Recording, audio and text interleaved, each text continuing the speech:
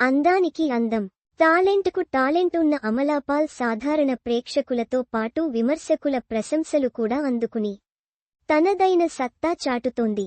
తెలుగు, తమిళ్, మలయాళ భాషల్లో పలు సినిమాలు, సిరీస్లు చేసిన అమలాపాల్ నిర్మాతగా కూడా పలు ప్రాజెక్టులు చేసింది.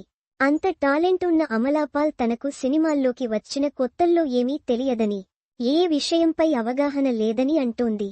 అమలాపాల్ ఇండస్ట్రీలోకి వచ్చి 15 ఏళ్లు పూర్తి చేసుకున్న సందర్భంగా తన కెరీర్లో ఎదుర్కొన్న ఒడిదుడుకులు, తన వ్యక్తిగత అనుభవాల గురించి ఫ్యాన్స్తో షేర్ చేసుకుంది.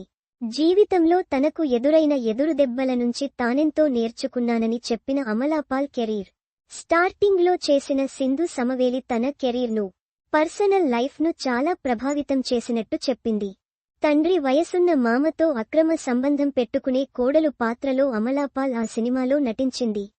దీంతో ఆ సినిమా రిలీజయ్యాక ఈ విషయం చాలా పెద్ద వివాదంగా మారిందని, ఆ వివాదం టైంలో వచ్చిన వ్యతిరేకత తనను ఎంతగానో భయపెట్టిందని, ఆ మూవీ చూశాక తన తండ్రి చాలా బాధపడ్డారని అమలాపాల్ చెప్పుకొచ్చింది.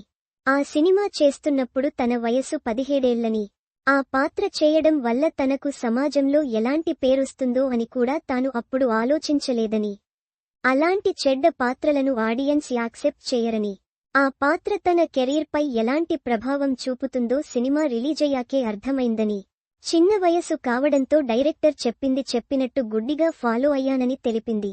సింధు సమవేలిలో తాను చేసిన క్యారెక్టర్ వల్ల తర్వాతి సినిమా మైనా ఓపెనింగ్ ప్రమోషన్స్కు కూడా తనను పిలవలేదని, ఈ విషయంలో రజనీకాంత్, కమల్ హాసన్ నుంచి సైతం ఆమెకు కాల్స్ వెళ్లాయి.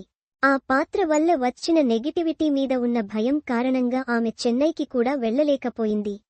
ఆ తర్వాత ఎంతో కష్టపడి తాను మంచి పేరు తెచ్చుకోగా, తర్వాత కూడా ఆ సినిమా రీరిలీజై ఆమెకున్న స్టారడంపై ఎఫెక్ట్ చూపించిందని, అందుకే నటి ఎప్పుడైనా సవాళ్లను ఎదుర్కోవడానికి రెడీగా ఉండాలని అమలాపాల్ చెప్తోంది.